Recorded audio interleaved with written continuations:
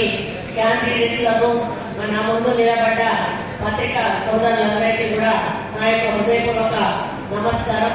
మరి ఈ ఏదిరాపూర్ municipality SC మహిళా రిజర్వేషన్ ఇవ్వడం జరిగింది. ఇందులో 32 వార్డులు ఉన్నాయి. మరి టోటల్ నామినేషన్ 241 పడితే కాంగ్రెస్ నుంచి 82 నామినేషన్లు మరి పడడం జరిగింది. మరి పడ్డ వాటిలలో ఇక్కడ ఉన్నటువంటి మన దయాకర్ రెడ్డి గారు అయితేనేమి, ఇక్కడ ఉన్నటువంటి లోకల్ నాయకులకు మన శ్రీనివాస్ రెడ్డి గారి నియోజకవర్గం కాబట్టి మరి వారు ఆదేశించిన ఆదేశాల మేరకు మనందరినీ కూడా విత్డ్రా చేయిస్తూ ఒక్కొక్క నామినేషన్ మాత్రమే ఉంచే విధంగా వారు మాట్లాడటం అనేది అది సక్సెస్ అవ్వడం అనేది వాళ్ళకు నిజంగా నేను అభినందిస్తా ఉన్నాను. ఎందుకు అనంటే మనకు కావాల్సిందల్లా మన పార్టీ అభ్యర్థి గెలవడం. మన పార్టీ అభ్యర్థి గెలిస్తే మన చైర్మన్ గెలుస్తారు. ఈరోజు రాష్ట్రంలో మన ప్రభుత్వం ఉన్నా మరి మనం లోకల్కి వచ్చే వరకు సర్పంచులు, వార్డు మెంబర్లు మన వాళ్ళు ఉండాలి. మరి మున్సిపాలిటీకి వచ్చినప్పుడు మన చైర్మన్లు, మన వార్డు మెంబర్లు ఉండాలి. కార్పొరేషన్కి వచ్చినప్పుడు మన మేయర్, మన కార్పొరేటర్స్ ఉండాలి. అప్పుడే మనం అనుకున్నవి మన ప్రజలకు మరి న్యాయంగా, ట్రాన్స్పరెంట్ గా పదవులు మనకి ఏదైతే ప్రభుత్వం నుంచి వచ్చేటువంటి పథకాలను అందించేటువంటి అవకాశం ఉంటుంది. కాకపోతే కొన్ని చోట్ల మరి 1-2 నామినేషన్ వేసి మేము కూడా ఉంటాము, మేము విత్డ్రా చేసుకోమని ఒకవేళ ఉన్నట్లయితే అప్పుడు ఎవరికి లాభం కలుగుతుంది. మనం కొట్లాడుకుంటే 3వ వార్డు మధ్యలో వచ్చే అప్పుడు మనం ఏదైనా సభకి వెళ్ళినప్పుడు అధ్యక్షత ఎవరు వహిస్తారు? గ్రామానికి పోతే సర్పంచ్ వహిస్తాడు, మున్సిపాలిటీకి పోతే మున్సిపల్ చైర్మన్ వహిస్తారు,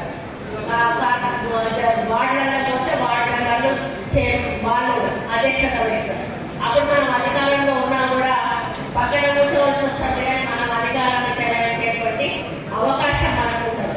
కాబట్టి దాన్ని దృష్టిలో పెట్టుకొని మరి ఇక్కడ ఈ నియోజకవర్గంలో మరి పెద్దలు శ్రీనివాస్ రెడ్డి గారి మీద ఉన్న అభిమానం అయితేనేమి, గౌరవం అయితేనేమి, వారి ఇక్కడ చేస్తున్న అభివృద్ధి అయితేనేమి, ఒక హౌసింగ్ మినిస్టర్ గా వారి ఇక్కడ చాలా హౌసింగ్ కూడా ప్రోగ్రామ్స్ కూడా చేసుకొని ఉంటారు. అదేవిధంగా ప్రభుత్వం ఇచ్చిన పథకాలను కూడా ప్రజల్లోకి చాలా మరి ట్రాన్స్పరెంట్ గా తీసుకొని వెళ్ళి ఉంటారు.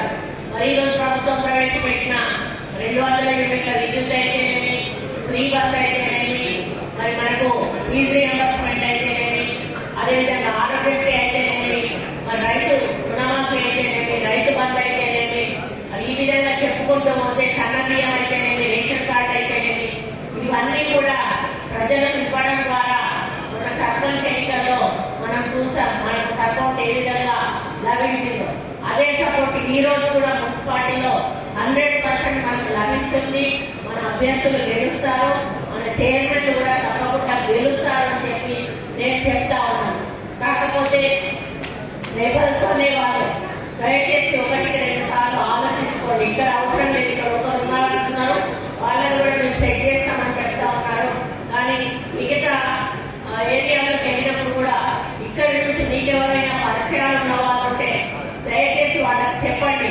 మన ప్రభుత్వం నుంచి మన చైర్మన్లు గెలవాలంటే మనం కొంత సర్దుకోవాల్సిన అవసరం ఉంది.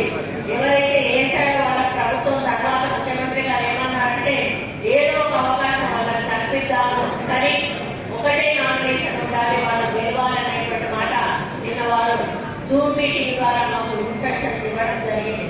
కాబట్టి నా రిక్వెస్ట్ ఒకటే, నేను 30 ఏళ్ళ నుంచి రాజకీయాల్లో ఉన్నాను.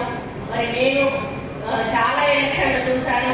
ఆ ఎలక్షన్లలో మరి ఎటువంటి సందర్భాలు వస్తాయి, ఎటువంటి సమస్యలు వస్తాయి కూడా నాకు తెలుసు. కాబట్టి మీ అందరికీ నేను ఒకటే విజ్ఞప్తి చేస్తా ఉన్నాను, మన కాంగ్రెస్ పార్టీ తరఫున ఎక్కడ కూడా ఒక్క నామినేషన్ కంటే ఎక్కువ లేకుండా చూసుకోవాల్సిన బాధ్యత మనందరి మీద కూడా ఉంది. మీరు ఒక పాడేరు నియోజకవర్గానికే కన్ఫైన్ కానవసరం లేదు. మీకు తెలిసిన వాళ్ళు వేరే మున్సిపాలిటీలో ఉంటారు, వాళ్ళకి అర్థమయ్యేటట్టు చెప్పాలి, వాళ్ళకి విత్డ్రా చేయించే బాధ్యత కూడా మీరు కొంతమంది పెద్ద మనుషులు ఏమైనా ఉంటే కూడా తీసుకుంటే బాగుంటుంది అనేది నా యొక్క అభిప్రాయము. కాబట్టి ఎక్కడ కూడా మనకు కాంట్రవర్సీ లేదు. కాబట్టి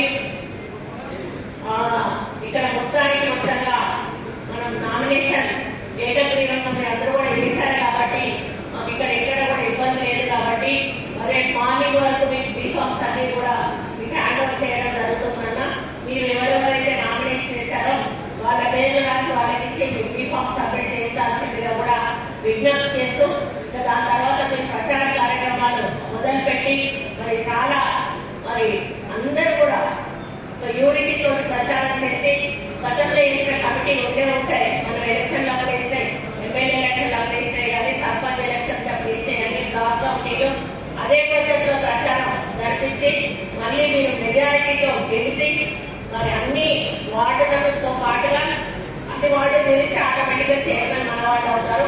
చైర్మన్ డిక్లరేషన్ అనేది తర్వాత తీసుకునేటువంటి నిర్ణయం కాబట్టి ముందు అన్ని వార్డులను కూడా గెలిపించే బాధ్యత ఈ వేదిక మీద ఉన్న పెద్దలైతేనేమి, వేదిక మీద ఉన్న నాయకులైతేనేమి వీరందరూ కూడా తీసుకొని మరి గెలిపించి మరి సీనన్న పేరును నిలబెడతారని మరి ముందుకు నడిపిస్తారని ఆశిస్తూ మరి యొక్క కార్యక్రమంలో పాల్గొన్న ప్రతి ఒక్కరికి కూడా పేరు